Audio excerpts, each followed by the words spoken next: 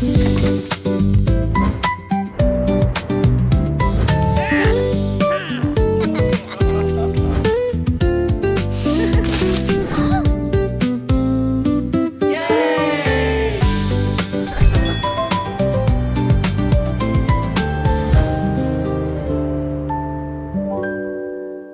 节目由雍和毛发健康智能体联合冠名播出，微信搜索“雍和毛发健康智能体”，脱发问题全知道。本节目由金龙鱼外婆香小榨菜籽油，中国菜籽油销量第1的品牌赞助播出。孟子义的下巴剑怎么是粉色的呢？真的是欢迎回家，想你啦 ！Hello， 瑶瑶。今天我是大管家，等大家坐好了，我们就开始聊内容了。什么叫聊内容啊？能不能？饭也吃的差不多了。什么吃的差不多了？太赶个了吧？就是你们俩好奇怪这种关系。我们中间也是吵过架的。吵架他都哭了吗？是真的假的？真的觉得哭了。真的。我约了出来网友见面，然后就狂骂。我想变成伟霆哥，感受一下那种帅到爆的感觉，是不是像丑到爆的感觉？好啊，不是我呀，什么叫好呀？我对子毅的印象其实是在洗漱间。那我之前刚认雪晴的时候，他们都跟我说她是才女，说不一定会喜欢我，也许不爱跟我。妈呀，这是！如果有机会，你最想知道什么问题的答案？我想知道未来的自己是什么样的人。我是离开的人去了哪里？跟我一样，我给你。怎么才能让外公感觉到特别幸福？哇！因为他身边很多朋友都离开了，就是我们都在家的时候，他也很孤独。就是我就可以在我死之前为他做我能做的事情嘛。你们没有遇到过那种，跟他接触以后就根本不是那样，但我想拯救他啊！哇！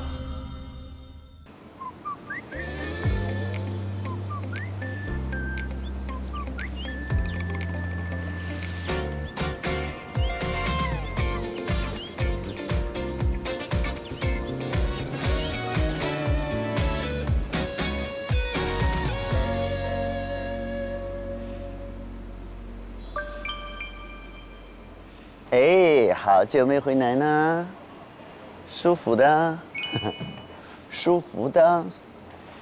我是第1名吗？我是那个第1名。哎，还有粉色的这个了。今天管家是梦姐。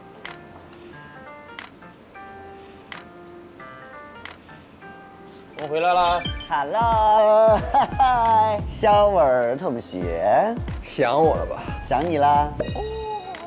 对于肖文同学这种没录好6回还来了宿舍的时候，但我明天要录。如果你明天也不录，只录宿舍，我们会更喜欢你。哇，铁锅炖知己，最喜欢了。铁锅炖真的好吃，干豆角往里一放，哎呀，我天哪，老香了。肖文这次不是跟宣仪来聚训，是不是？这是单独来吗？对不对？单独来。你从哪里来啊，肖文？北京。北京啊，我好久没回北京了。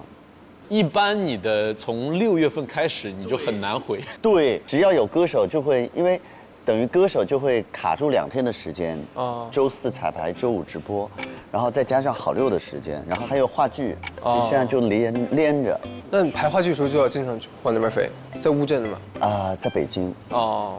那段时间不忙，我是1周排5天，早上10点到晚上8点，有的时候是7点，每天就是跟上班一样。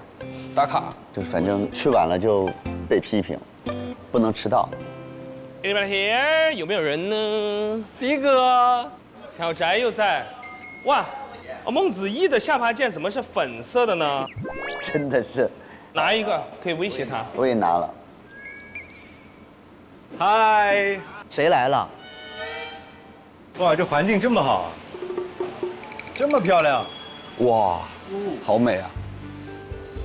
曲径通幽，走这边吧。OK， 可以啊，都可以吧？还是走这边吧，有点后悔了。喂，绕来绕去。Hello， 欢迎回家。嗨，嗨，你好呀，何老师。你好啊，杨老师。欢迎。这是你们的宿舍吗？对呀，你没来过。今天第一次来的朋友多嘞。给你介绍殷浩明。我知道。我看过你很多的戏。Hello。泽林你好。你好。欢迎光临。迪哥 ，Hello， 这边先换拖鞋，朋友们。看来我们可以睡在这儿吧？其实这里可以睡的，这么好？对呀，就是那么好啊。这还有这个下趴键，有你们的名字。你觉得这趴很垃圾就直接按，他就扣钱。孟子义，他的 KPI 就很差。你拿着这个，你一定要拿着。你跟他的仇怨，你现在已经可以把它按，人还没来，但我们按了，他就会知道是我们按。他不会喊你名字。那现在我就按了。现在主要没有，因为他也不是管家，他没有任何心理压力。现在我就按了。扣分，孟子义。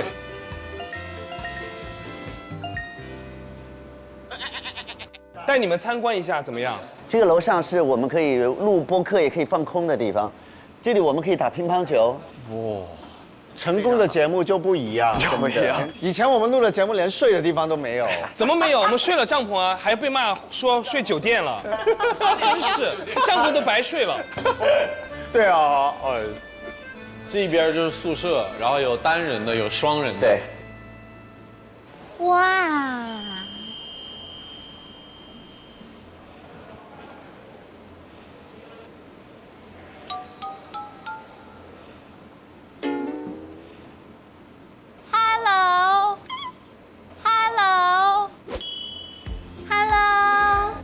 这是拿的什么？我拿的花花还有小蛋糕。哦，天哪，好漂亮！对，我帮你拿一个。好，谢谢。没事，小心。很有仪式感哦。啊，要换鞋是吗？对，我小拖鞋怎么没了？只有我们3个吗？没有，他们已经进去了。走吧，走吧。你是刚到吗？对，这个摆到桌子上，漂亮，好漂亮啊！对呀。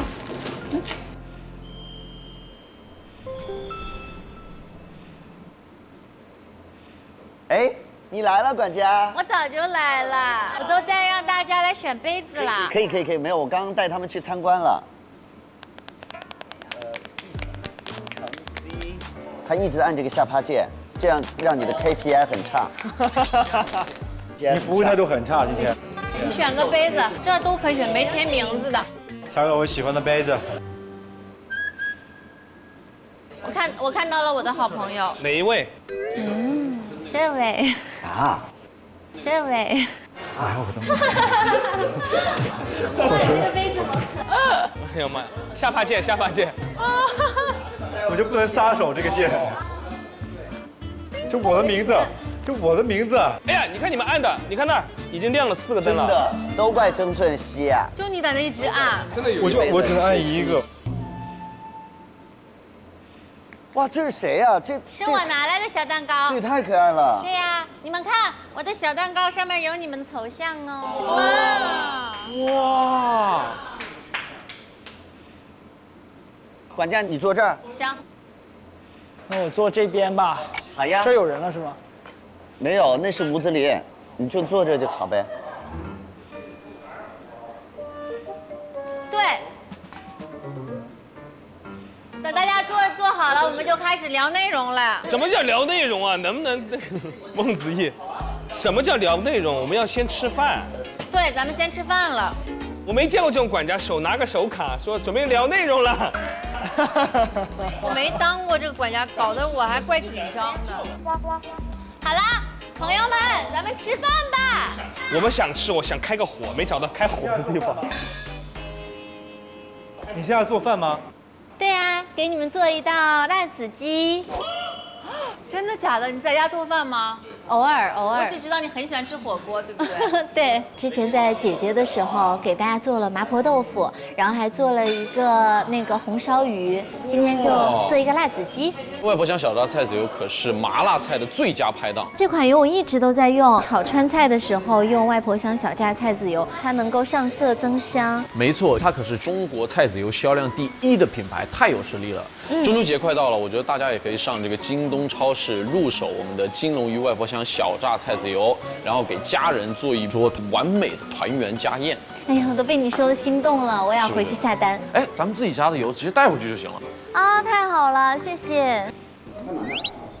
但我们每次要不给你拿一个吃的，你饿不饿？现在？啊？你现在饿不饿？我还行，我等一下过来吃。他一直忙啊。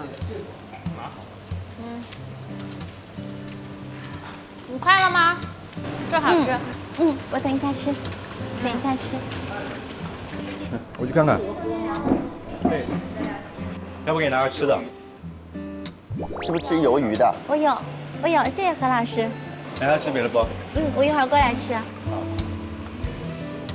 这个宿舍好好哦，你们每次都会到这里来聚吗？基本上。啊，张嘴就说基本上。不是每次，因为就是像我们录2天会，其中有1天。哦。现在就张一奇没来，是不是？没有，他今天不录。差不多啊？他今天不录。哦，今天没有张一奇啊？为啥呀？哦，真的，我的天哪，张一奇，这里面有他的竞品吗？谁跟张一奇是竞品啊？他是什么类型的？他是说唱地下 underground， 他在重庆叫 AKA 妖娆。我知道。张延奇是 rapper。对啊。张延奇是很好的 rapper。张延奇是不是刚开始是 idol 出身的？对啊，他跟翟小孩一个团啊 ，Rise。哦，明白了，破案了。跟我没什么关系啊。造谣就是这么造的。跟我没关系。怪不得呢。他刚跟我说很想来。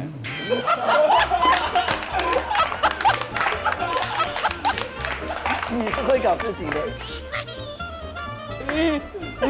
很想来啊。炒好啦，辛苦啦。不会。哇，这个卖相太好了。你挨着，对你挨着子怡呗。你挨着子怡坐。没关系，我就。没事的，瑶瑶，我跟迪哥太熟了，你挨着我没关系的。对，我不想挨着孟子怡坐。我1年见迪哥见太多次了，我都懒得看到他。谢谢迪哥。朋友们，今天我是大管家。你开始录了吗？可以把它放大吗？把某个人放大，哦，还能放大呢。不用放大，因为他就是要那个，要全一点，不然你转过来之后，你一个超级大脸怼在上面。那我缩小一下。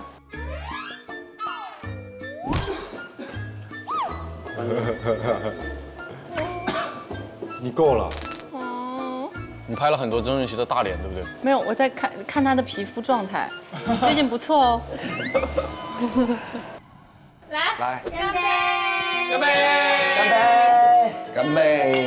干杯！快点给我碰一下。妈呀！干杯！干杯！哇哦！还是不会。拍下面的架子。哇，喝一下。好了，咱们人都到齐了，我们今天饭也吃的差不多了。什么吃的差不多了？你太赶个了吧？我指的是就是小前菜，我们现在要正式的好好吃饭了。对，我是这个意思。好的呢。来，我们来尝一下瑶瑶做的这个。对，我们尝一下瑶瑶做的吃的，有一点点辣哟。那你们当你们效果？对，好吃，尝一下。尝一尝，真的很好吃，真的很好吃，是不是有一点辣？但是不辣，正好是那种香香的辣，很辣，很辣。但是很好吃。下次少放一点辣椒。哇，好正宗哦。好吃吗？好吃。你要做饭很好吃。真的好吃，而且感觉来碗米饭吃正好。好吃。很正宗。香，非常香。真的好吃哎。啥意思？你也第一次做是吗？第2次做。我们所有人都说好吃，最后陈瑶自己吃，真的好吃哎。我觉得呀，因为咱们这里面有很多人，就大家认识时间都比较久，所以我们今天就来讨论一下友情。哇，你好丝滑呀，你的那个主题的切入。但我刚才说，我今天准备有一个话题讨论，曾舜已经猜出来了，说该不会是友情吧？我说对，因为我们经常就这一层面上做很多探讨。你们俩的友谊多少年了？你和曾舜晞？我和曾舜晞的友情5、6年吧，应该是。咱俩是20年认识的吧？6年喽。当时你们一见面就觉得，跟这个人聊得来是吗？一见如故啊。还行吧。什么表情？我们中间也是吵过架的。因为什么事儿？因为什么事？不是说吵架他都哭了吗？是真的假的？曾舜晞都哭了。真的？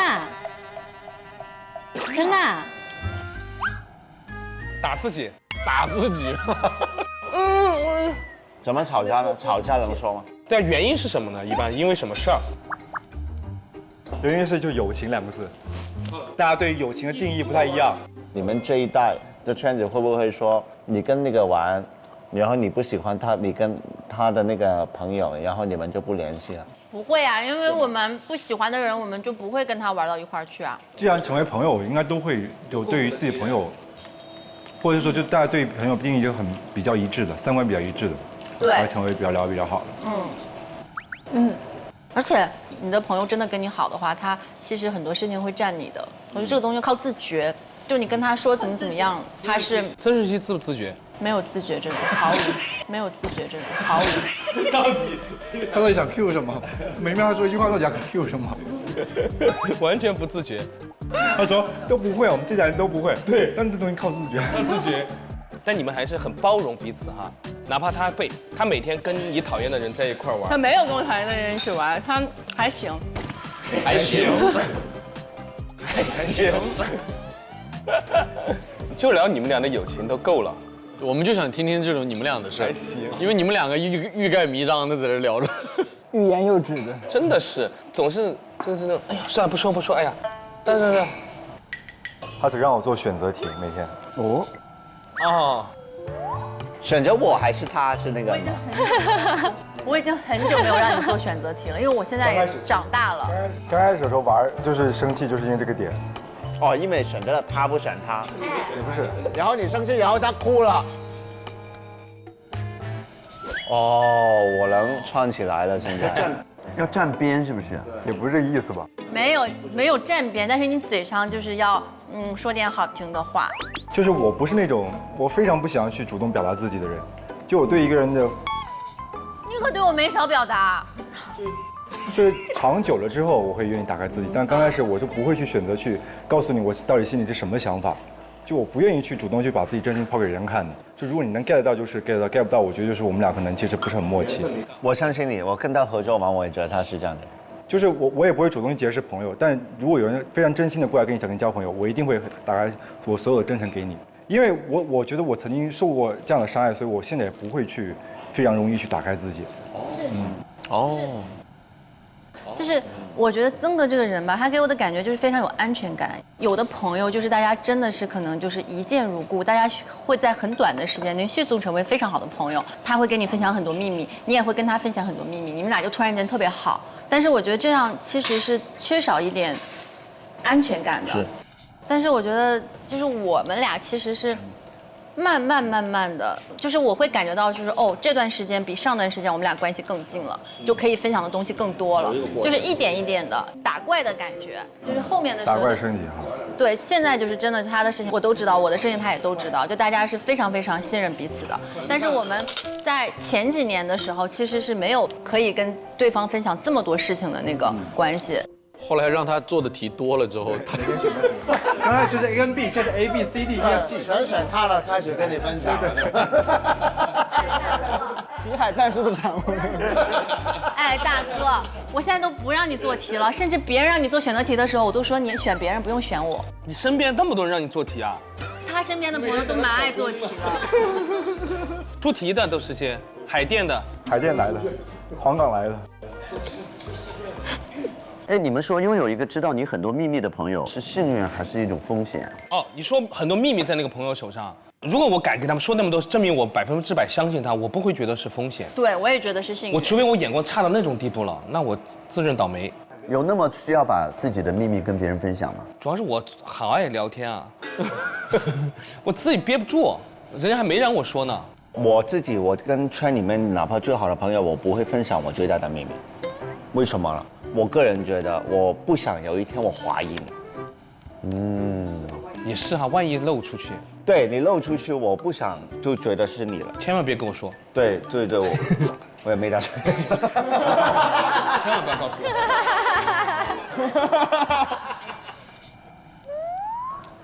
谢谢。我来吧。你有什么好奇我们的吗，子毅？我觉得我比较你比较好奇，你的手卡好奇谁？我比较好奇。没有，我比较好奇大家的这个就是交友方式是主动型还是被动型？我觉得何老师应该是主动型。No， 是被动型。我觉得何老师是被迫主动型。我是主动结识，但是交朋友就是得被动。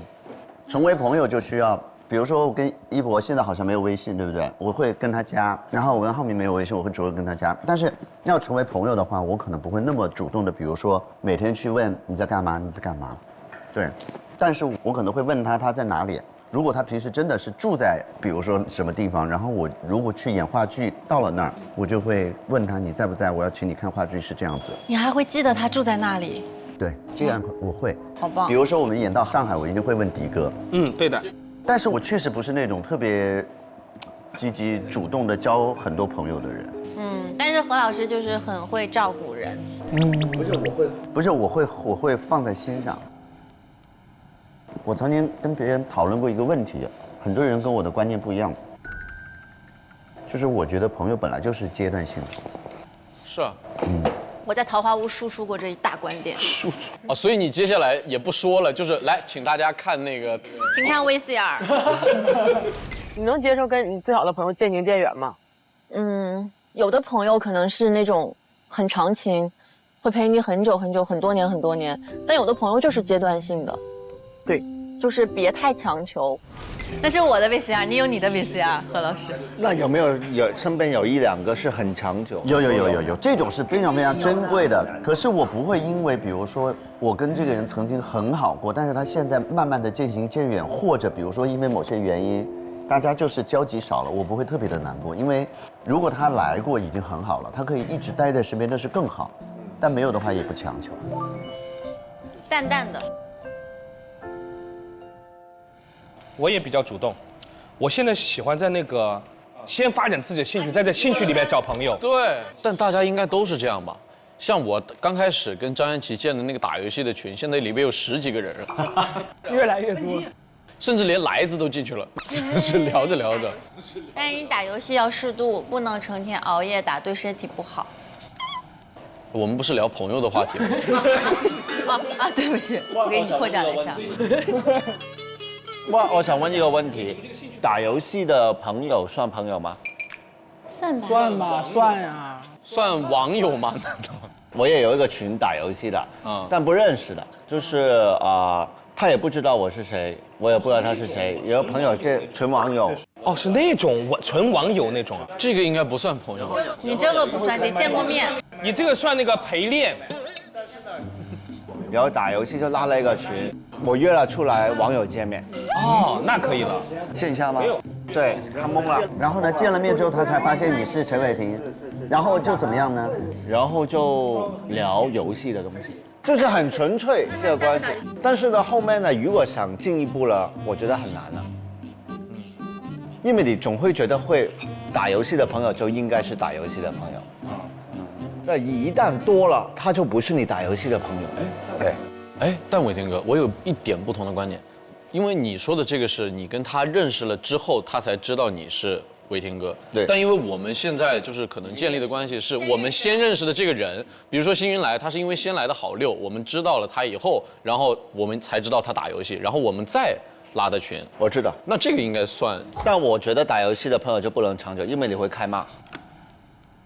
就是打游戏，你喜欢游戏的朋友说我，然后就狂骂，对，然后骂完第二天没事。但是如果是朋友的话，还是会会在意。骂完有时候打游戏是最生气的时候。对啊，就变回大家变回小朋友的时候。是啊，但你们两个没互骂过吗？他们就打游戏每天骂的呀。存在打游戏这种环节。瑶瑶，你觉得在乘风能交到很多好朋友吗？我觉得我学习到了很多，因为我是一个，我感觉我在交朋友上面有一点障碍，然后对，然后因为我不知道该怎么去主动的打开跟大家的沟通。我跟他很多年前拍戏，他不说话，现在好很多。以前都不爱说话哈。对。但是其实我在组里的时候，我真的很想跟你们俩，不知道你们有没有发现，但我其实有很多次想尝试想和你们聊天，但是你在旁边都这样子是吧？不是，我每次站着。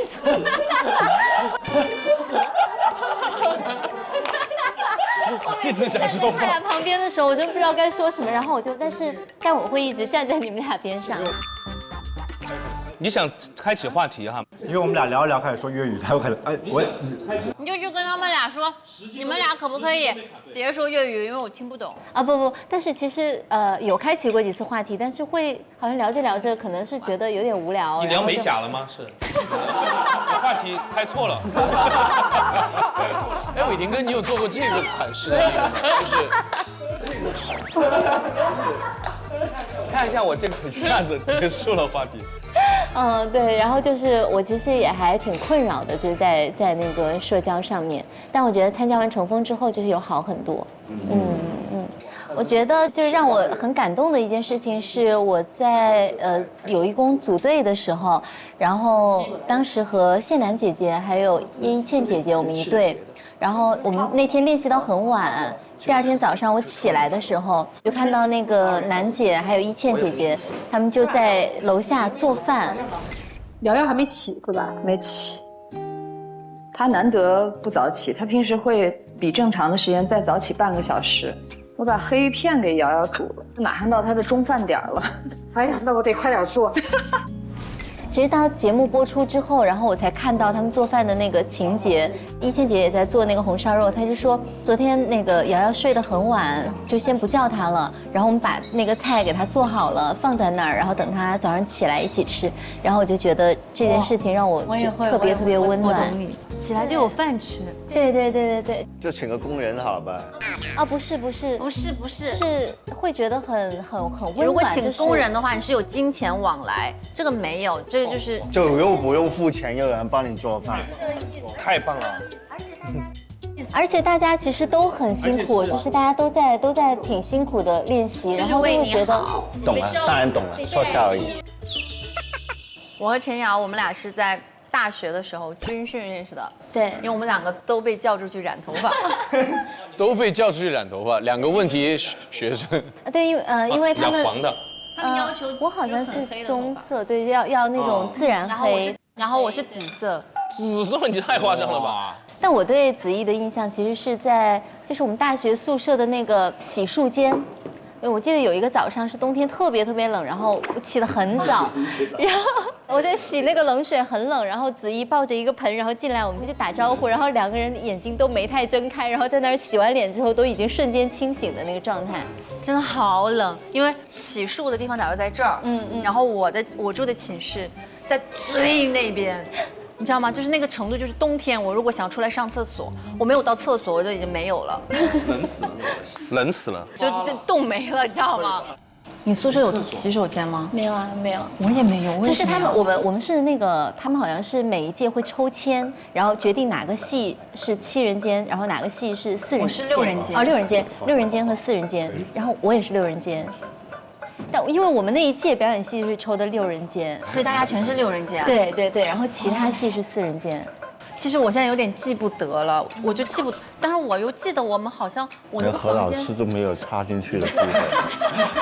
不知道这个6人间该怎么从陈瑶，我现在像你在剧组的状态，我们刚才所有人都。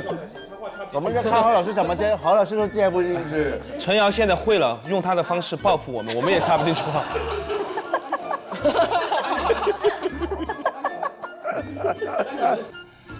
这是我们学校的房间，6人间就是6个人住，4人间就是4个人住。天哪！所以那就是4人间会比6人间少2个人，对吗？对，哎，是的。哇，好聪明哦！我还得是何老师。因为其实我没有去看过4人，但是我想象中的4人间，它下面是桌子。对，我好想要那种。但我们是上面是人住的，下面是人住的。还有什么东西住？还有什么东西？不是，有人是下桌上床。哎呀！哇，你来了呀！哇，Hello，这也是太厉害了！我什么都没有，太牛了你！咋啦？这么做？我刚落地啊！你真的刚落地啊？我刚落地啊！为了支持管家孟子义。哎呀，有铁锅炖呢。这是我的。要不要来点口红，姐妹？不用，已然如此了，无济于事。我刚以为谁误入了。我今天不敢摘帽子，我的帽子2天没洗头发了。今天菜系这么杂吗？不杂呀，有烧烤，烧烤和铁锅炖。我当大管家。哎呀，大管家，东北的。哎呀，还有小蛋糕。子怡管家，快给我们安排点游戏，饭桌游戏。我们还有第2个聊的方向。我想说这个九门我很看好。OK， 来进里面，进九门，这个太会说话了。进九门，进九门，进九门，进九门。妙。大曼，大曼，谢谢。不是，我跟你说真的，因为当时的时候，曾哥拿到这个本，我们当时在一块儿。哦，真的研究过。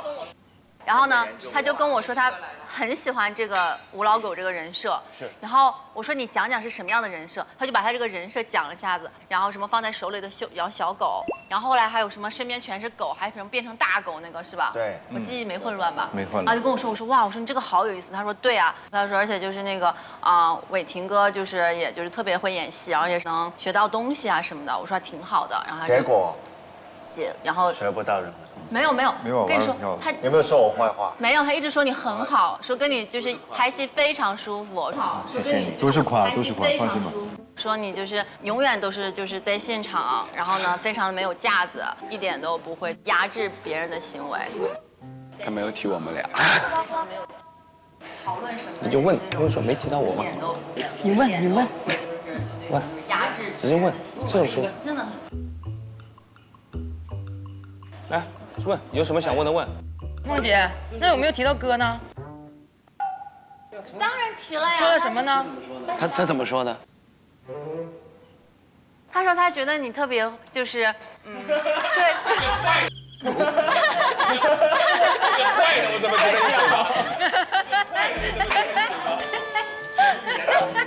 来，听听。我跟你说，他真的提了，但我其实有点忘了，因为我现在就这个年纪吧，有些东西我也不是记得很清楚。其实我也不知道他讲了什么，但你可以骗我。他说觉得你就是很一模一样，然后把我的那个 copy 给我觉得。这不是，你那个他真说了。你那个真说了。这个没上。你那个他真说了，那这边是啥意思？这个没上。他显得我真的很不真诚。你真的，你帮我说话显得我真的太不真诚了。不是，他还说哥对人物的理解特别的好。然后这不是一样吗？但我真的说了，我跟很多朋友都说，我说浩明，因为他在进组前，他真的有快将近10天还7天没有吃过饭，他为了接这个角色。你说的是浩明哥呀？对呀。说了，真说了。原来他说了没提名字是吧？没有，他就说我们这里有个哥哥非常的努力，因为他那会儿就是也在减肥。我们出去他也不吃东西，我说你为什么不吃东西啊？我说你这么瘦了，你还要减肥吗？他说因为组里的哥哥们都非常努力。那我夸瑶瑶了吗？当然夸了。那你夸说啥了？他说你很漂亮，非常适合你的角色。好了，你说小翟。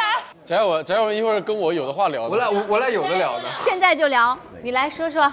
我觉得那种能帮你打开新思路的朋友特别值得交。就比如说我最近认识的新朋友吧，他呢是一个 AI 的小程序，叫雍和毛发健康智能体。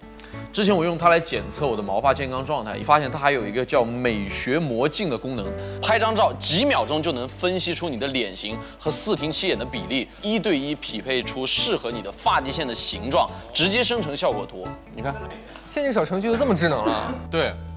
哎，给我生成这个也很自然啊，是不是？哎，好看。因为这个雍和毛发健康智能体的美学魔镜是基于海量头面部的美学数据和他们独有的4庭7眼的美学理念分析的，绝对发际线美学领域里的行家。各位只需要就是在微信上搜索这个雍和毛发健康智能体，点进去呢有一个美学魔镜检测，然后对自己拍张照就行。好，那大家以后如果想要一个美美的发际线设计的话，也可以来试试这个美学朋友。好，哎，好啊，明白了。那我玩一个游戏好不好？好的，太好了。这个就是一个匿名大提问，就是 to 就是写你想问的人，然后我想问问你问题。要最终要承认是我问的吗？不用，不用，匿名的，永远都不会说的。但我写繁体了。伟霆哥没办法，他写的繁体字，一下就把你认出来了。我写简单一点的字。好，简单的就是他的。对。好，知道了，来。来吧，我们发一下吧。好，雪晴，谢谢。匿名大提问，都不知道问谁，我真的。哎，你不用写了吧？为什么？你就念就完了。我要写吗？当然要写啊，当然要写。哎，你有一个就你别写我了，你写个问个别人吧。谁说我要写你啊？我对你毫无探索欲了，现在。太好了，谢谢你。我写完了。我写完了。子怡交给你吗？交给我。来。谢谢。给你吗？给我。没事，我可以看，因为我今天是管家。没问题。给我吧。没问题。知道。来喽，好，第一题。第一题，哦，兔一博的哦，说这饭桌上选一个你想要变成他一天的人。哎呦，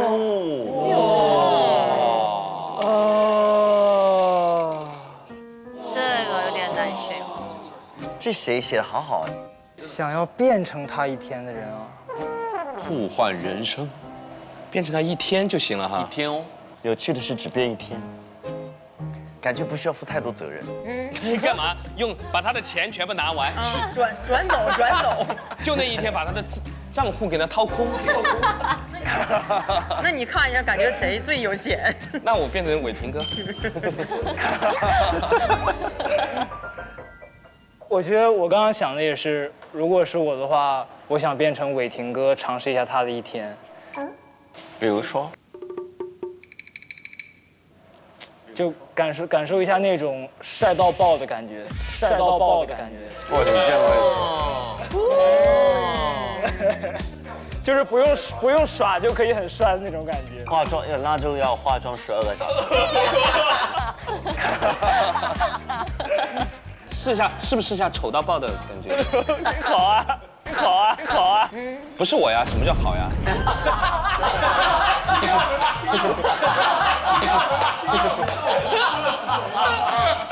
什么意思？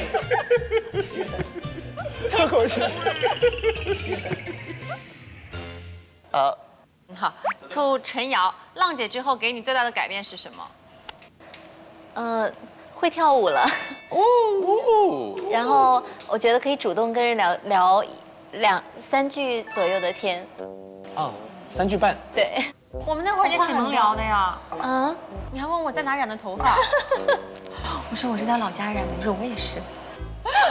啊，是吗？对。好啊，刚好3句哎。到他极限了。刚好3句。到极限了已经。但你们会有那种就是要破冰之前会做心理建设的那种吗？其实我好像我跟人见面不会紧张，但是我有点不知道聊什么，可能别人会很感兴趣。那我很喜欢跟大家待在一起，但是就是待在一起的时候，我又很害怕让大家觉得很尴尬。当倾听者，对不对？啊，对，但我很喜欢听别人讲话，但有的时候我觉得同频就是会，有的时候很意外的那个连接也很重要。就我跟我闺蜜也是，就我们话也很少，可能我们这几年见面的时间真的很短，因为我们在不同的城市嘛，也不是同一个行业，但是就是我们能一直保持联系，每次见面的时候都会有说不完的话。我也觉得自己有的时候有很多，不同的面。可能在没有太打开自己的一个状态的时候，可能会觉得自己会是另外的一面，在完全打开状态的时候，又会是另一个样子。这种，人生 A、B 面，哎。但其实很多人都有这样，有对，我们都有不同的朋友会见到你不一样的状态，对吧？对。那下面一个是兔伟霆。说10年后再入九门，什么变了，什么没变？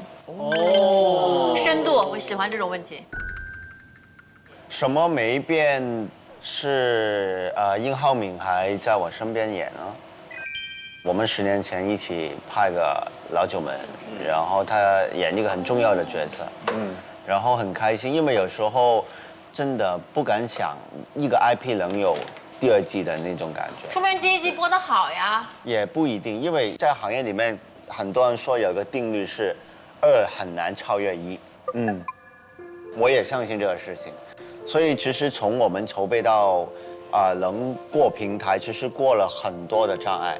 好了，当定下来了，有可能一些角色也未必平台能认的。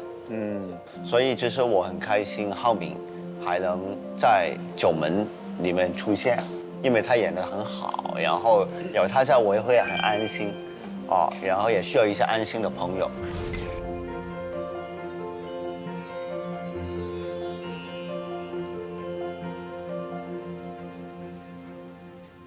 然后变的是多了2个很好的演员加入，陈瑶跟讯息进来，毕竟也是一个10年前的一个作品，然后我们也算是老旧人了，那如何让2超越1？我们压在他们身上。真会聊天。压在他们身上，然后结果表现得很好，也希望大家能看。这个是实话。对，心理上有什么变化？跟10年比，肯定有啊。就比如说10年前我就当然来快板，10年前见到你，你一直都会对我们很照顾嘛，对所有新人这么多年都是一样的，就是我是被你这么好的对待过，就是有时候你在节目少提一下名字，我们就少一个机会了，对吧？然后到10年后。到现在，我的改变是，不只是为自己着想，可能是因为家庭的原因，有了小朋友的原因。第2是可能年纪大了，就是在这个行业开始有一些责任感，就是这种责任感是想身边的人好，然后想要，也看到一路以来有一些朋友不容易，然后想，能不能一起好？就想整个行业都好，有这样的心态的一个变化。格局越来越大了。谢谢你。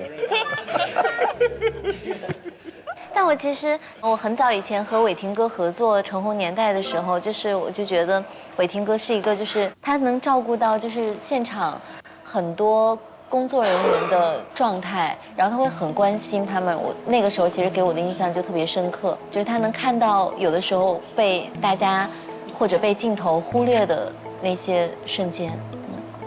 你人挺好的，你人挺好的，你人挺好的，你人挺好的。我喜欢你的总结，也没毛病，但是也不好听，也没毛病，但也没那好听。也不能说不对呀，肯定必须要点头，你懂我意思吗？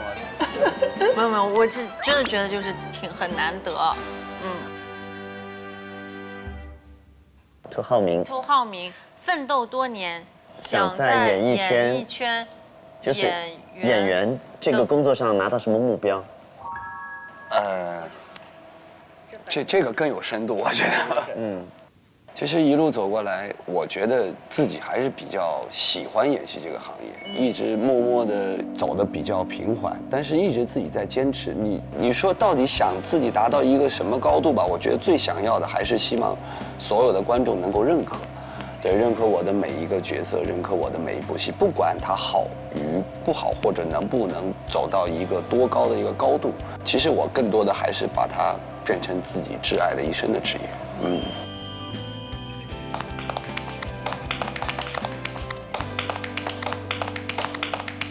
这就已经很好了。对，不忘初心，保持热爱。你总结的好，比我总结的好。总结的好，总结的我是个好人。没有，我是真的觉得，就是评价这个人是个好人，这是最高级别的评价。谢谢。对，因为他热爱，这人坏有什么用呢？热爱这人坏有什么用呢？我不是说你，不是这个意思。是，我懂。又来，你为什么要踩一贬一？我懂。我不是这个意思。秒懂。你们2个是2件事，你知道吗？是，好容易挖坑，我发觉他很容易掉下去。挖坑给我挖坑了。哎呀，好了，这个是要问何老师的。你觉得最治愈你的瞬间，用一种多彩色彩，用一种色彩来形容是哪一个？为什么？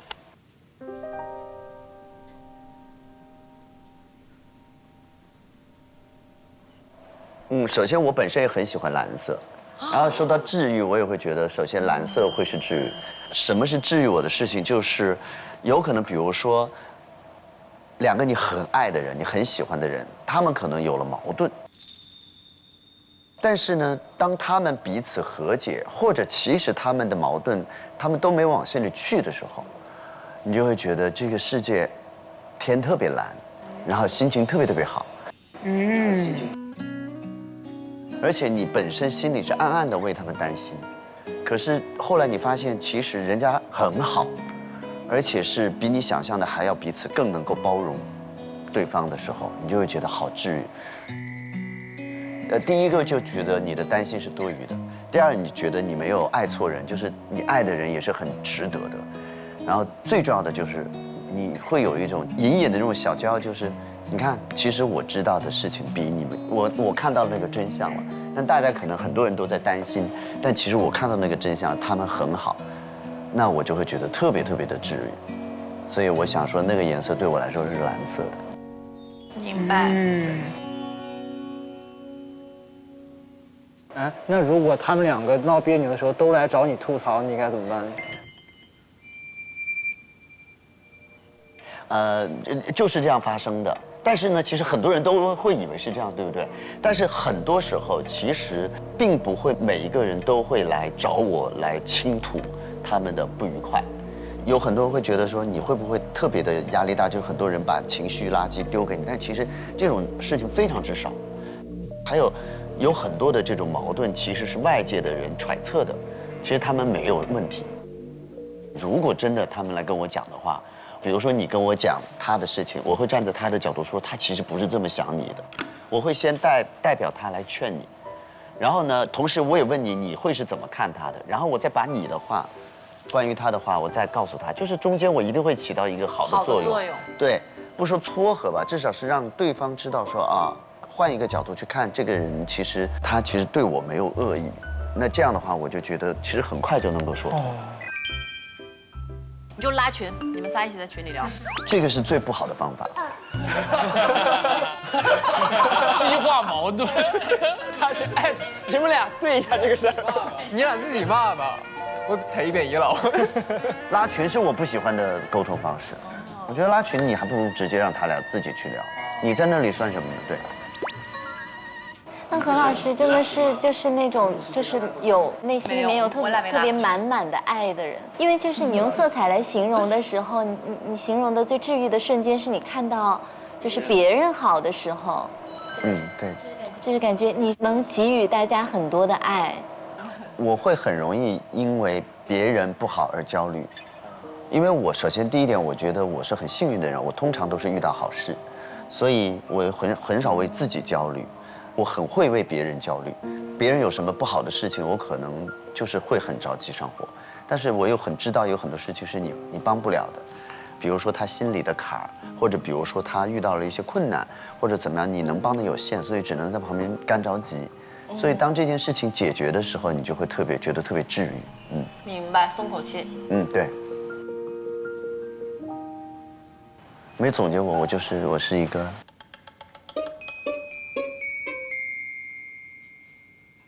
我觉得你这个人就是很喜欢帮助别人，心中有大爱，别人好你才好。今天最高的评价。太厉害了，突然有点要做好点了。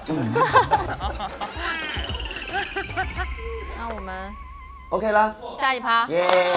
哦，今天好走心呐！我们今天这个桌都没有出现那种刁难人的问题。是的，因为确实，为什么呢？为什么？你希望就是编一些刁难人的？不是，大家都是大好人，没有我们之前那种恶毒问题了。今天迪哥没发力。对啊，我问的都很好。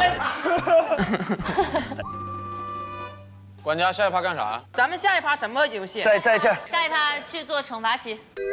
直接惩罚谁啊？没有，先到那儿，然后每个人写个惩罚。对。那个猜新俱乐部是不是？对。最好玩的。对，那个好玩。来玩游戏了。玩游戏，玩游戏，玩游戏，玩游戏，玩游戏，玩游戏，玩游戏，玩游戏。身边好多人都在焦虑头发问题，别急，我有个很方便的方法。微信搜索“雍和毛发健康智能体”，拍张照就能出报告，脱发问题全知道，毛囊状态、头皮油脂、脱发等级都能看到，还能分析你的4庭7眼，匹配适合你的美学发际线。本节目由雍和毛发健康智能体联合冠名播出，微信搜索“雍和毛发健康智能体”，发现你的头脸美学。本节目由金龙鱼外婆香小榨菜籽油，中国菜籽油销量第1的品牌赞助播出。本节目由喜之郎果冻赞助播出。开心时间来一个，多点关心，多点爱。本节目由 JBL 赞助播出 ，JBL 琉璃扣耳夹耳机，无感夹带时尚加分。本节目由触感绒绒，吸水稳稳，1周一换，超贴心的洁丽亚洲抛绒绒巾赞助播出。上芒果 TV 搜芒果卡俱乐部，解锁各大综艺节目签名照、演唱会音乐节门票等超级权益。芒果 TV 首页下拉，玩综艺同款小游戏。在哪边？这儿是不是？对。坐，往里坐。啊，好。我们几个坐着。来呀。好了，我们写惩罚吧。这个是随便写，你可以想象开脑洞，你可以写惩罚。写完惩罚之后，然后我们就放到这里面，然后这个游戏分数最低的人就要摸一个惩罚当场兑现。蛮难想的，我每次这都不行。就不用想太难的嘛。张凌赫上次写的 V 我50，真的 V 每个人50，哎，这个很好，我觉得。啊，这很好用，这很好啊。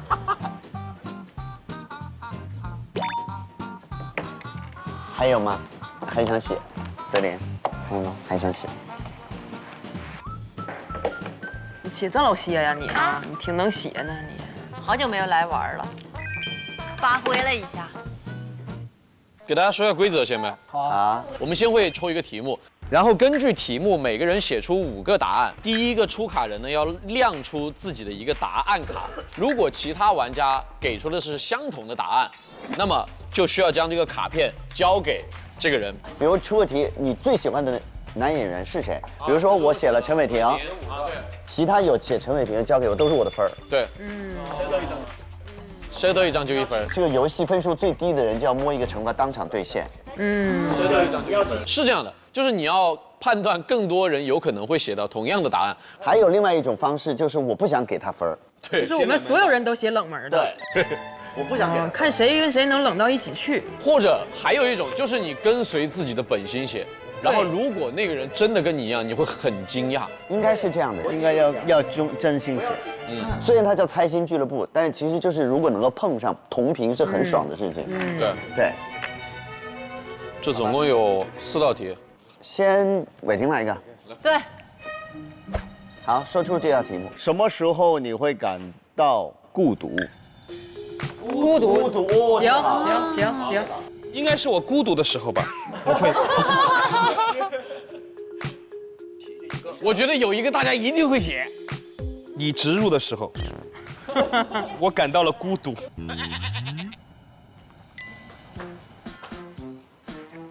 哎呦，好快！经常孤独，都不够哈，5张都不够。去厕所上完饭纸没带。有人吗？没有人。那个不是孤独。有人吗？那是无助。写完了吗？写完了。伟霆先出第一个，你觉得最有可能拿分的？最有可能啊，有去厕所。啊？去厕所？这有什么孤独的？对，去厕所超开心的。我去厕所的时候，我必须要拿手机播音乐。那你的声音太大了吧？用音乐盖一下。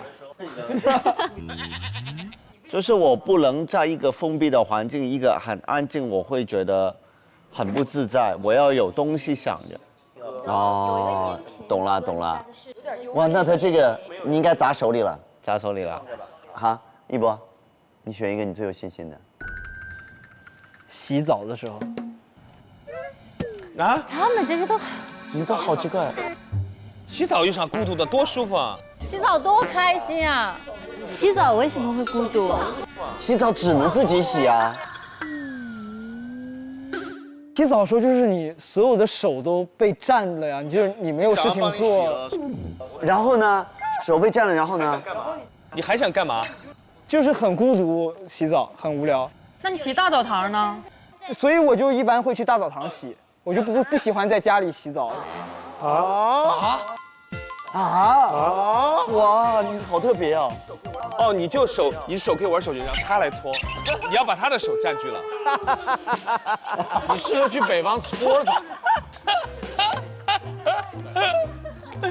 那你如果自己哼着歌能好一点吗？不行。所以我现在就会放播客，洗澡的时候就放一个播客。那你俩可以一起吗？一个去洗澡，一个就砸手里了有。可以的，好，来浩明。我是有一个肯定砸手里的，突然间，当时写完呀，很突然。突然间写完呀，很。你是要省这个笔的墨水？不是。自己在喝茶。是这个吗？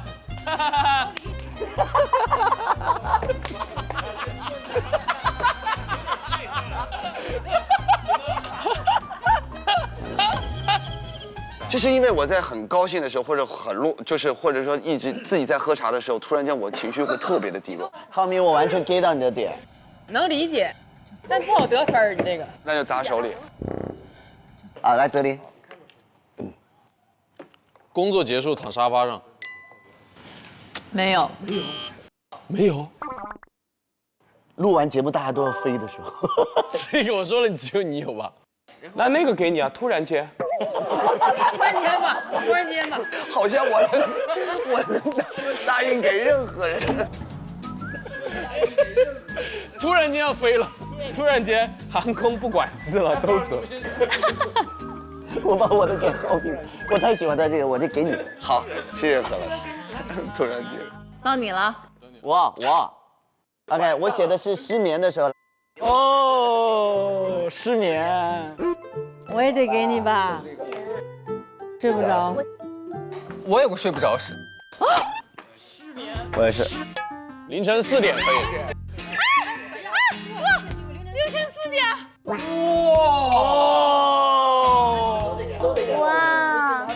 来，给我，失眠，给我吧。就这个。失眠，睡不着，失眠。我这个是早上4点起床时。哦，那不是。哦，你不一样，你这不一样。失眠啊？失眠。那我这个也不是失眠，我就在玩儿。哪个啊？你怎么写的？我听一下看。因为这个是我当时有就是一个印象很深刻，感觉到孤独的时候，就是我那天晚上刚好玩完游戏，然后我就看到窗外的一个。待会儿我给你，先别说，待会儿我给你。好。来。打扫房间的时候。啊。哇，好充实，好充实，心里好满。打扫房间会孤独。就你很累啊，没有人帮你。我会很幸福，这个我跟你完全不一样。我完全不一样。我也喜欢。哦，真假的？打扫完之后，你会站在那边欣赏。对，做家务是最充实的。收纳完之后会欣赏。我不会。你是不会，你不会。我在我的房间只喜欢躺着。没有他可的。好，子毅。所有的想法都不被认可时。我有。厉不厉害？厉害。所有人都反驳你的观点，没有人理解你。快点，就这个。厉不厉害？就这个，快点，你找你的朋友去，说出的话题无共鸣。没有人理解你。你是什么？说出的话题无共鸣，你朋友来了。我这给你吧，所有人都喜欢一个东西，但我不喜欢。烦恼但没有人懂的时候也算吧。哦，哎，你这个好。到我是那个生病一个人去看病。哦，来给你一样的，独自生病在家差不多。啊，我有一个很像。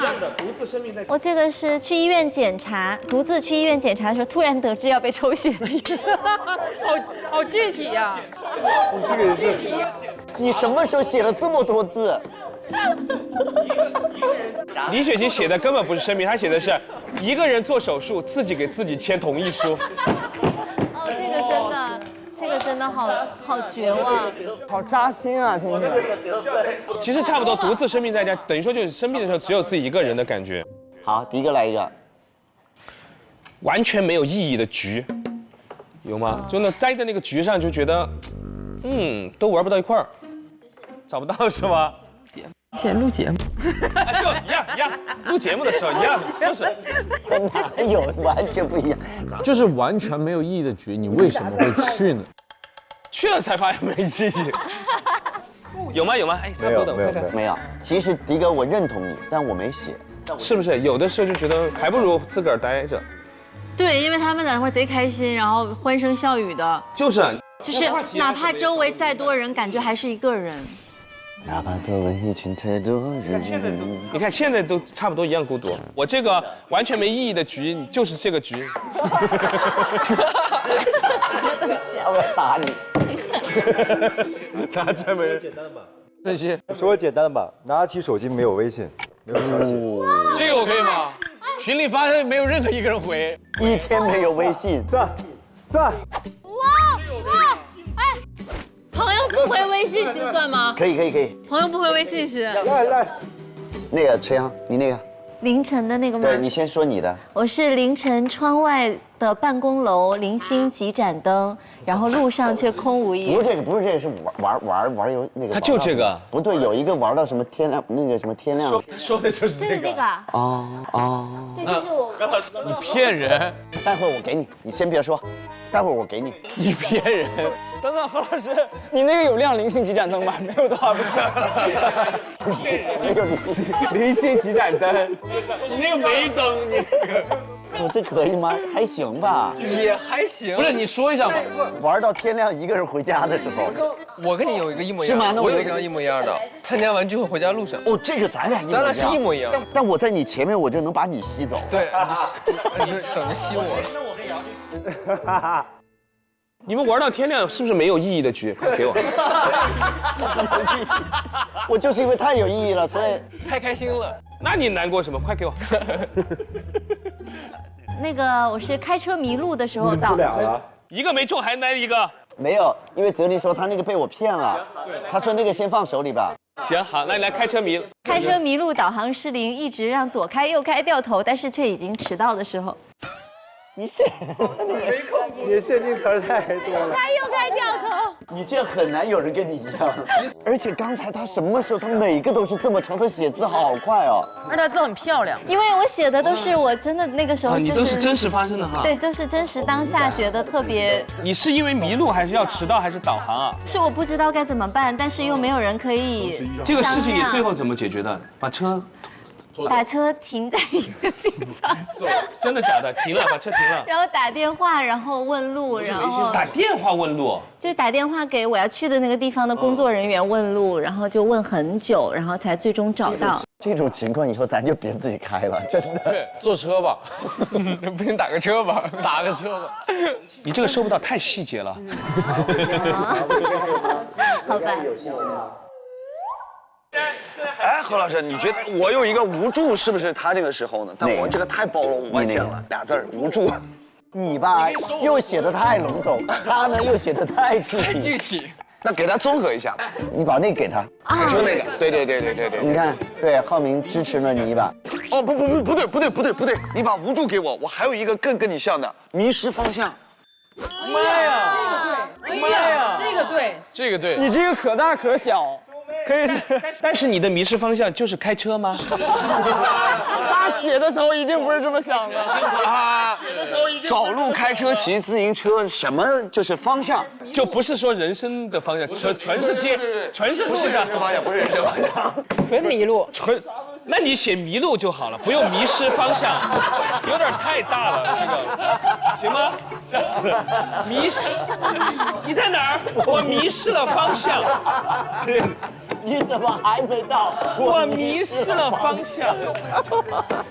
真的是，你说我已经到小区了，你们家几单元啊？我迷失了方向。怪不得你写那么快，早早就交卷了。他写的很快，突然间迷失方向，无助。我说你写那么快呢？还有一题，还有一题，好好玩啊！好好玩，这一题特别好，我非常喜欢这题。子毅，从你开始好不好？好。你收牌啊？对。那我把这个拿着，还要玩这个。如果有机会，你最想知道什么问题的答案？哇，这个好。什么？这个比如说未来呀、寿命啊什么的这种，我不想知道寿命，好吓人啊。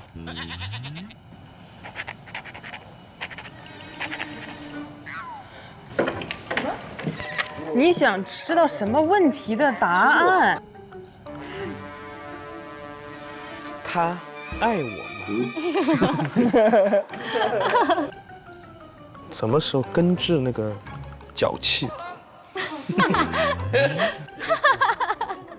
脱发怎么办？哎，刚好雪晴说到这儿，微信搜雍和毛发健康智能体小程序，点击美学魔镜检测，拍张照，匹配出适合你的发际线，等于随身携带了一个美学顾问啊！哇哦，好了没？没有。那这样我念什么你就直接写那个，就甩一个给我就行了。好了，我写完了。好了，写完了，来吧。来，我先开始。我还是想知道，肯定不是知道寿命，但是想知道自己身体的情况，哪个地方可能有什么异样啊什么的。这体检不就好了吗？体检不就完了吗？你还浪费这名额啊？我就要给你这个，身边的人身体哪里不好？你等我给你吸走啊！哎，你不早说，你退回来。退回来。你是什么？我是巧克力，还能活多久？和他身边的人，你收了他身边的人。他说的，他写的人。那么说的是人，你那个是狗。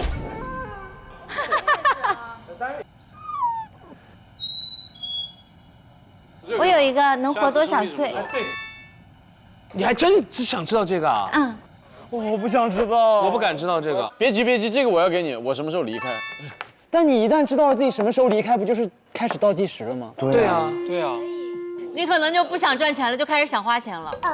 就有些事儿就不管了，是不是？不会，就会安排，可能会遗憾少一点。好，来，雪晴呢？明天的双色球号码。哦，来给你彩票，彩票中奖号码，彩票号码，这么多人想知道。我写的都很实际，我都是这种东西。明天哪只股票能涨停？这不和双球一个意思吗？不是，我贪呐！我买完双球，我去买股票啊。还不够吗？不够。那你下一个是不是明天哪个基金会？基金太慢了。我这个给你。基金太慢了。你这样的经济旅程有危险，我跟你讲，你这样搞。好，来一波。我想知道未来的自己是什么样的人。我一模一样，我以后会变成什么样的？啊，你们真想知道啊？现在努力点不就好了吗？一切在你手中，你命由你不由天。我是离开的人去了哪里？跟我一样，我给你。人走了去哪？人死后意识会永存吗？对，这个都给我来。我很好奇这个，很想知道，因为我觉得如果有一个很好的答案的话，我觉得你就不会畏惧死亡。我不是我畏惧死亡，我觉得活着人会多很多很多的安全感和很多的。我觉得这是哲学的终极问题。对，你觉得呢，何老师？你觉得会还在吗？因为人曾经有那么多的能量和这个世界发生交互，它不仅仅是肉体那么的简单，肉体的离开。所以我觉得人肉体离开了，但他的能量和他的磁场一定会对这个世界还在会产生影响。啊，那这就可以解释很多的我们觉得有一些神奇的现象，这些我都觉得是非常有趣的。所以我很想知道他们去了哪里，他们好不好？别人看见的我长什么样？哎，这有点哲学意思。就是在别人心中你不是心中，眼中就是长的样子。你照的镜子，你们知道吗？就是不一样的，自己看自己和别人看是不一样的。真的假的？所以我想知道别人看见的我是长什么样。你一般自己看自己会比别人看自己好看30%。自己看自己会好看，包括拍的照片。对。你看我长啥样？你看老美了，但你看你比我看你还要更美30%。啊。是因为每个人的审美体系不一样，然后这个人这个镜子里面，或者我自己是我从小看大的，对，所以在我的审美体系里面是以它为一个主轴，或者以它为一个非常主要的审美的一个依据，来判断的。因为人总是会对自己有一种，他其实不是偏爱，是一种审美习惯，也不见得就是说你本人比你意识更丑或者更怎么样，但是就是不一样。哦。好，来，伟霆来一个，你觉得最有可能拿分的？最有可能啊，有。伟霆哥，伟霆哥，什么时候还钱？什么时候还钱？什么时候还钱？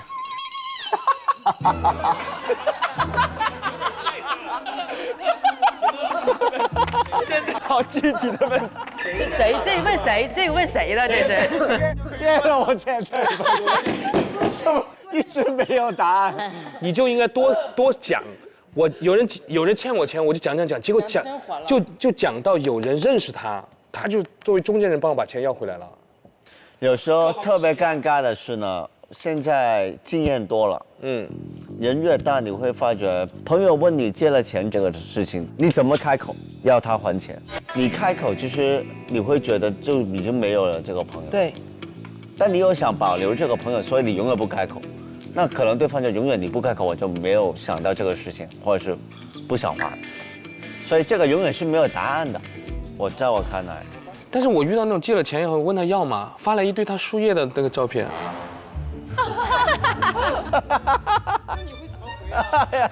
遇到太多这种了，我这种怎么办啊？杨弟弟怎么回的呢？我还没说什么呢，他还要再追加一点，再借点。他说最近不景气，但是他还想再借点。然后就下一个镜头输液，还有他流鼻血的照片。我只能认了。来，你。我真的很想知道世界到底有没有 UFO。哦，跟我一模一样。有没有外星人？对，我也写外星人。我也很想知道，但我没写。我超喜欢的。哇，这个可不可以？哪个？是我是有没有神仙？神仙？神仙不行。雷公电魔。雷公。好，子毅。我的。感觉到不友好的时候，这个对方到底在想什么？感觉他应该在不友好，他应该在使坏。你们没有遇到过那种人吗？就是年纪比较小，刚进圈，特别是就是有一些你在电视上看到的，就觉得哇，那时候见明星的感觉，就是那种恨不得见了谁都要回去跟我闺蜜说，哎，我今天见到谁谁谁了，怎么样。有的艺人他总是在你状态不太好的时候，你刷到他的某些视频，或者说看了他的某场戏，鼓励了你，就是对，就是让你觉得哇，就又对这个生活充了满满的正能量，所以这个时候你就会觉得这个人治愈了你很多。假如可能你知道要跟他见面了，哎，你就特别开心，然后就想说看能不能跟他成为朋友啊，就是因为在电视上看他们都是那种特别好的人，很崇拜他，就觉得哇，好棒，好厉害，好厉害。就善解人意，然后始终面带笑容，然后整个人不急不躁，反正就是天使。你跟他接触以后就根本不是那样，你就觉得跟他见面你就感觉他不咋喜欢你，就你跟他说话他也不怎么搭理你，然后就是有点敌意，而且和电视里那整个性格都不太一样，我就会想知道就是你都在想什么？我不知道您这是怎么了？对，您到底怎么了？说明你见到真正的他了，多好。对，但是那个时候我的思想高度不觉得那是真正的他，我只会觉得说，是不是我做了什么，人家就导致人家不喜欢我，会往自己身上找原因，是吗？对。我反而觉得，如果没有理由就对你不友好的，你才不要去管他想什么呢。是啊。但我想拯救他。啊？哇！或者你非常喜欢他，但是他莫名其妙不喜欢你。哎，对，我说就这种人，就是我很喜欢他，就一个你很喜欢的人，而且你抱着很大的期待去跟他交往。对。如果是正常的人，特别是第一次见面都应该友好吧，至少是起码的礼貌和友好，对不对？或者我觉得他也有不拿出自己那样状态的权利吧，我觉得。对，因为如果你是私下场合的话，你也要给别人这个，就是对，所以我就想问他怎么了，然后看看怎么能开解他一下。如果这个人就是心情不好，我可以去治愈他；但如果他就是烦我，就觉得我这个人不咋地啥的，谁比谁差呀？不理你。看来那个人还是重要，对他来说很重要。你要搁咱就不太重要的，你肯定觉得这人。我没有想到一个具体的人。没有啊。没有这个人。没有这个人的话，那我们刚才聊半天是因为有这个人吗？没这个人，他的情绪都已经发散到谁比谁差呀，但是没有这个人。有这个人吗？没这个人。我遇到过，老喜欢了，完发现我也不怎么愿意搭理他。对。后来我说他也就这样，也不过。我也是，对。其实那时候是你的那些过客吗？就是那些什么白宇啊、李现啊？不是，没有，那没有，不是这种。这种越不喜欢他，觉得越好，越来劲呢，越来劲，不是这种。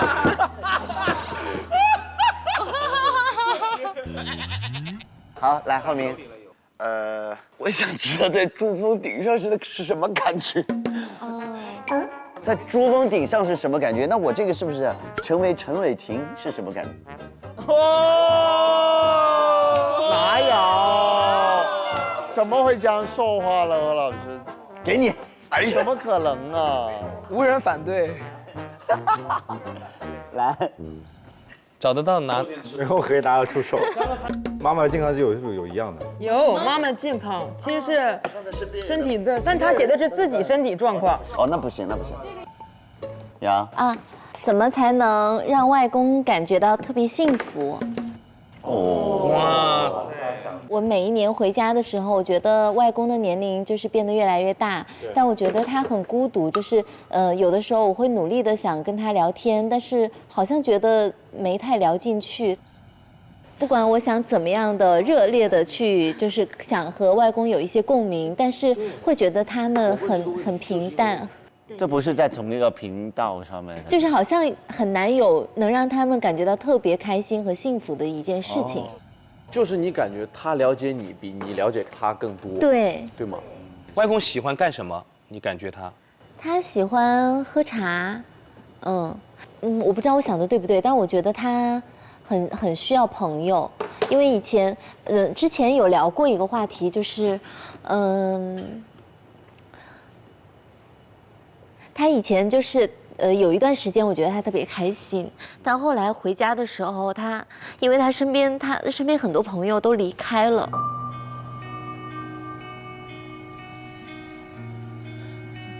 后面就慢慢的觉得，就是他经常一个人出去散步，然后在家里就是我们都在家的时候，他也很孤独，就是我们都跟他聊天的时候，他也很孤独，对。其实每个人都会面临这个问题。对，就是他身边熟悉的人越来越少。我看我妈旁边的以前一起打麻将的所有人都基本上，有时候我跟妈说，哎，别这么无聊去打麻将，她说，都走了。都是凑不起4个人了，都已经对吗？多陪伴吧，已经陪伴就最重要。他已经想通了一切了，就是到他们的那个段位，就是看到比我们还没有到达能看得懂的时候，他其实已经看得懂，你就陪在他身边，就已经很好的治愈了。好，谁还有要拿出来的？我最后一张，什么时候脑机接口可以普及？我感觉你有生之年能知道答案。我觉得这是一个里程碑的事情，我觉得我们马上就要见证了，很爽。马上了，我感觉很期待这一天。是的，你期待吗？你会期待吗？肯定也恐惧，但是我感觉想知道人类的技术能发展到什么程度。那会是一个碳基变成一个碳硅一体的一个的变化，那种时候太兴奋了。我想知道我老了以后存折里有多少钱。老了以后存折有多少钱？我刚刚吓惨，我说我想知道我姥爷。我以为你想知道你姥爷存折有多少钱。我说这太吓人了。问问你姥爷呗。我姥爷。哪个结果你是开心？我想问有多少钱？就是走那天你还剩多少钱？对，还100块，100块。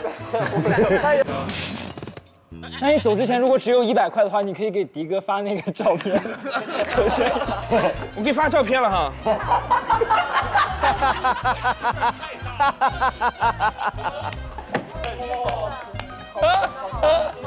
我死去后，我的孩子过着怎样的人生？你都没对，因为我没有孩子，但是我觉得这个是我没有办法知道答案的事情。不会，你肯定在你死之前你就会有小孩嘛，那你不就知道？我说我死去后，我的孩子过着怎样的人生？你是说他死之前孩子过怎么样的人生？他都不能知道吗？生下来就断绝关系。如果不太好呢，你受得了吗？可以，就是如果不太好，我就可以在我死之前为他做我能做的事情嘛。就是我所有的亲人里，我不知道结局的大概就是孩子。哦。谁的最少啊？我有7个哎。我有4个。你有几个？我俩。我0。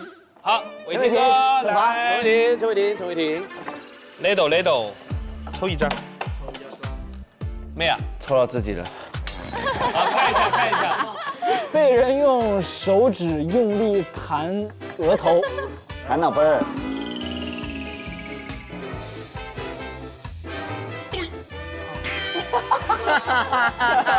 你找谁来弹啊？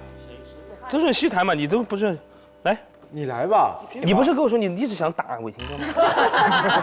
造谣，纯造谣，是不是得打重一点？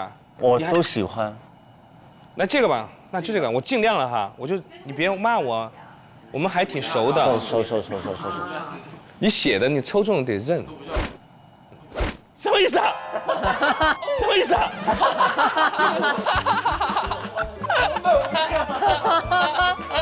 什么意思啊？这边是什么意思？不是我放在这而已。你帮我抓着。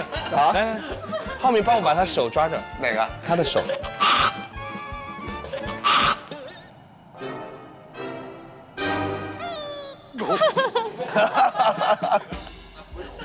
你帮我把水缸捂着。任勤快，你要惩罚要接受惩罚。你手眼睛闭上，你别瞪我。我现在可能应急啊。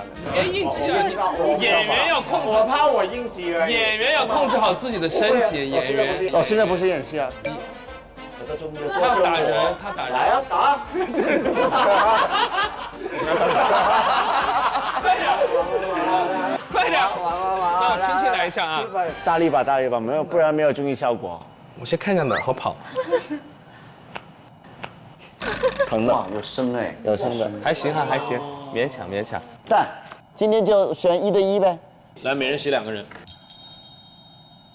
伟霆哥那个头有点红红的了，你们看到没？真的，居然有印子，有。哎呀，怎么都这样了？你昨天出去都受傷了，錄不了了。係咪咁寫？我沒有，昨天。係啊，唔好寫我求你啦。我唔會。OK。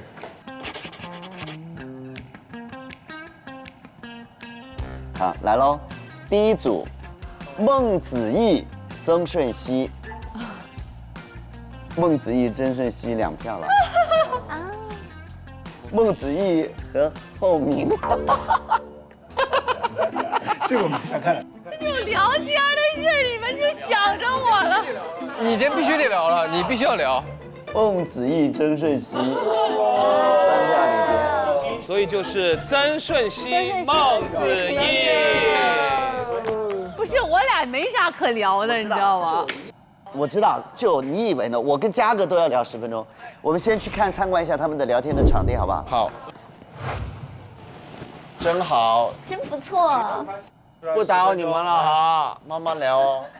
10分鐘啊。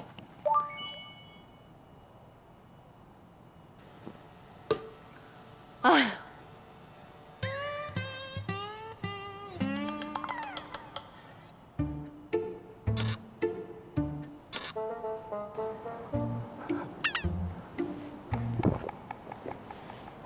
聊啥呀？不知道，他不是在看吗？不知道。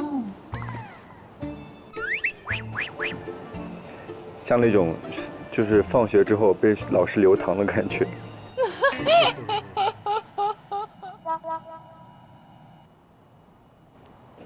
你看那。空间5分钟后，仍找不到共同话题，话匣子扭蛋机将送上迅速升温。我觉得现在可以迅速升温了。找话题聊，对，你就直接打开看呗。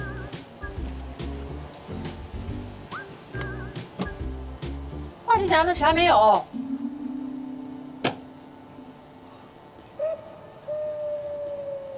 为什么？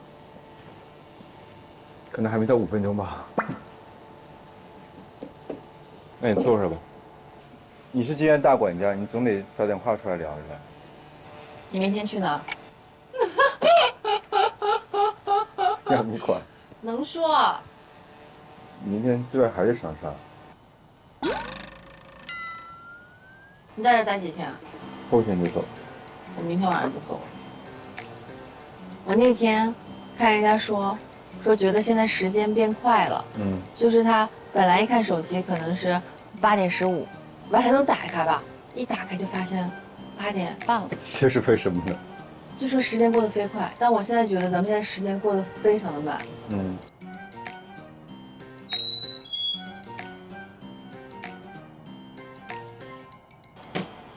哎，有话匣子，快来！真的有了吧？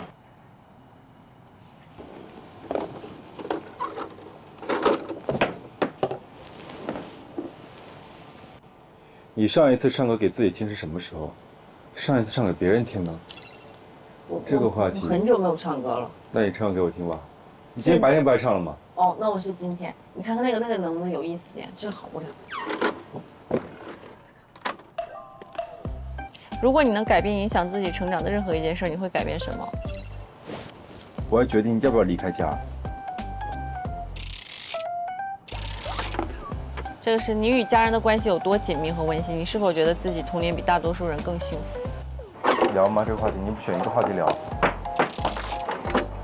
都掉地上了。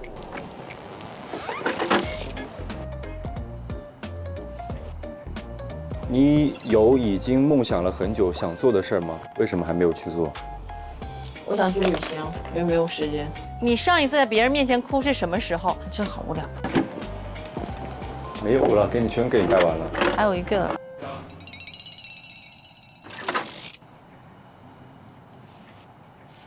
与你对面的人分享人生中很尴尬的一刻。此刻。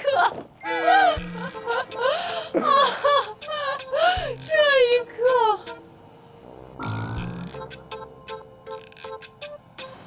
我只是觉得咱俩应该说点话，但是我其实也，就是不说话我也不尴尬，你知道吗？我现在先把这个小纸给你，因为快到时间了，你给我写一句话，我也给你写一句话。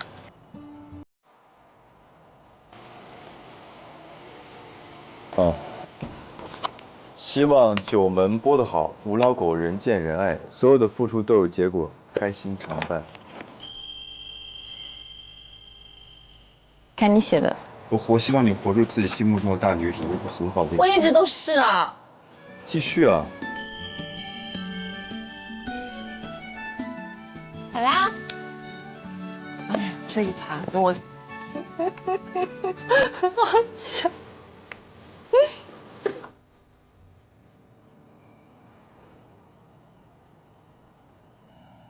你们结束了，他们都走了。走了，辛苦了，小溪。我要拿一个酸梅汁。那个子毅，你要写一下那个管家日记。小溪可以先走。好，拜拜。拜拜。拜拜，小溪。拜。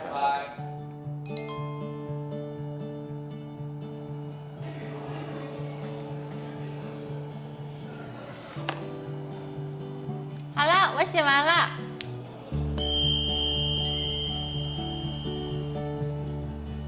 晚安喽。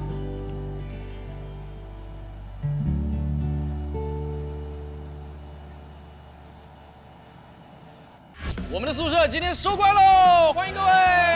不说再见。Hello， 欢迎欢迎 ，Good evening， 欢迎回家呀。今天桌有点长，聊天得分两边聊。你有没有特别讨厌的人，但你不得不跟他一起工作？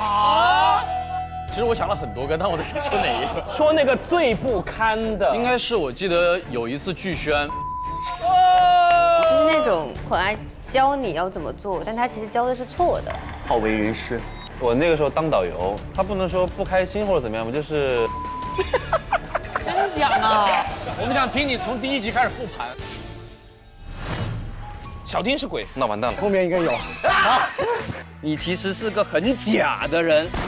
哇，这个一看都知道谁写的了，这感觉好熟的人啊！公开处刑。你在录花少的时候，在国外有没有想念过国内一个人？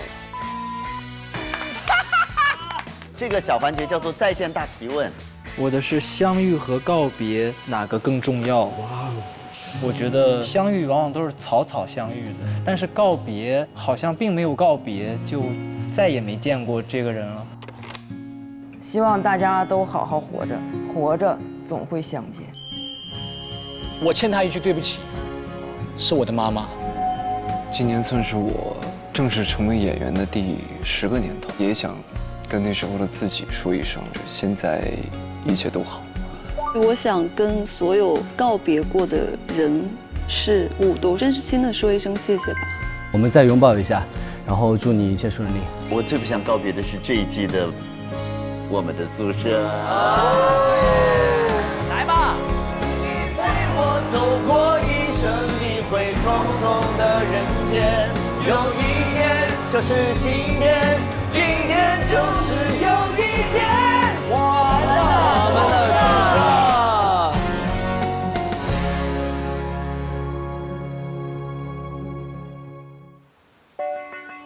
上微博搜索我们的宿舍，分享你的节目观后感。